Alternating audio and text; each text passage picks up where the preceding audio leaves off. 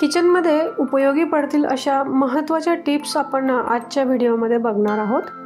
पण अशाच छान छान टिप्स आणि अशाच छान छान रेसिपीजसाठी आपल्या मराठी फूड कल्चर या चॅनलला पटकन सबस्क्राइब करा। नमस्कार, मी सरोज, मराठी फूड कल्चरमध्ये आपल्या सर्वांचे खूप खूप स्वागत आहे। कुठल्याही रेस्टॉरंट स्टाईल भाज्यांना छान सिल्की आणि स्मूथ टेक्स्चर यावं यासाठी आपण काजू आणि मेलन सीड्स भिजवून त्याची पेस्ट ॲड करत असतो। तर काय करायचं, काजू आणि मेलन सीड्स असे 15 मिनिट भिजत घातल्यानंतर त्यातलं पाणी काढून त्याची पेस्ट करताना एक बर्फाचा तुकडा किंवा फ्रीजमधलं थंड पाणी यात घालून पेस्ट करायची। तर याने काय होतं, ही पेस्ट आपण आधी करून ठेवली आणि आपल्याला भाजीला जर वेळ असेल तर ही पेस्ट काळी पडत नाही आणि पाहिजे तेव्हा आपण ही पेस्ट भाज्यांना वापरू शकतो। आणि या पेस्टमुळे आपल्या भाज्यांना छान टेस्ट येते आणि टेक्स्चरही खूप सुंदर येतं। आलू मटार, मटार पनीर किंवा कुठलीही वाटाण्याची भाजी करत असताना ते आपण आधी उकळून घेतो।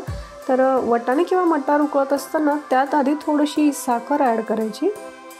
तर साखर टाकून उकळून घेतल्याने ग्रेव्हीमधल्या वाटाण्याला खूप छान टेस्ट येते आणि वाटाण्याचा कलरही टिकून राहतो। आता हे उकळलेले वाटाणे डायरेक्टली भाजीत ॲड न करता हे वाटाणे आधी थंड पाण्यात ठेवायचे आहेत काही वेळ आणि थंड झाल्यानंतरच आपल्याला हे वाटाणे भाजीत ॲड करायचे।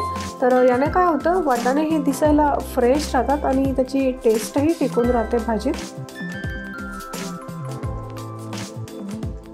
बासुंदी आपला सगळ्यांचा आवडता पदार्थ, पण बासुंदी बनवत असताना काय करावं लागतं, दूध आपल्याला घट्ट होण्यासाठी दूध हे आपल्याला सतत ढवळत राहावं लागतं, जेणेकरून दूध खाली चिकटणार नाही आणि जोपर्यंत हे दूध निम्मे होत नाही तोपर्यंत दूध आपल्याला कंटिन्यू ढवळत राहावं लागतं।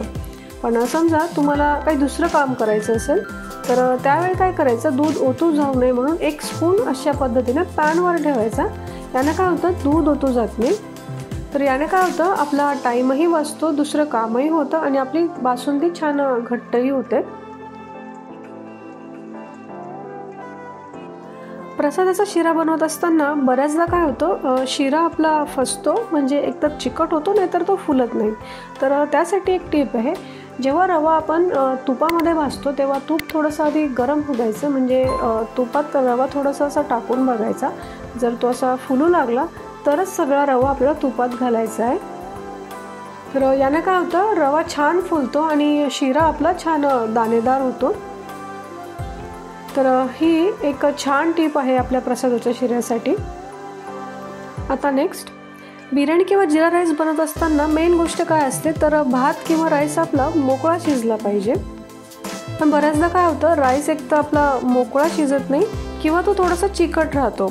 तर त्यासाठी एक टिप आहे, म्हणजे राईस शिजवत असताना आपण जे पाणी गरम करतो तर ते पाणी गरम झाल्यानंतर त्यात आपल्याला एक अर्धा लिंबूचा रस आपल्याला पिळायचा आहे। तर याने काय होतं, राईस आपला छान पांढरा शुभ्र दिसतो, मोकळा मोकळा शिजतो आणि चिकटही राहत नाही। तर जिरा राईस किंवा बिर्याणी करत असताना ही अतिशय महत्त्वाची टिप आहे, तुम्ही ती फॉलो करू शकता। तर पदार्थ तर सगळ्यांनाच जमतात, पण त्या पदार्थ बनवत असताना त्यात थोड्याशा काही टिप्स ॲड केल्या तर तो पदार्थ आपला परफेक्ट होतोच, पण स्वादिष्टही तितकाच होतो। तर त्यासाठीच या थोड्याशा टिप्स मी या व्हिडिओमध्ये शेअर केलेल्या आहेत। तर तुम्हाला कशा वाटल्या ह्या टिप्स हे कमेंट करायला विसरू नका आणि हा व्हिडिओ जर आवडला असेल तर लाईक करा, शेअर करा आणि चॅनलवर नवीन असाल तर नक्की सबस्क्राईब करा।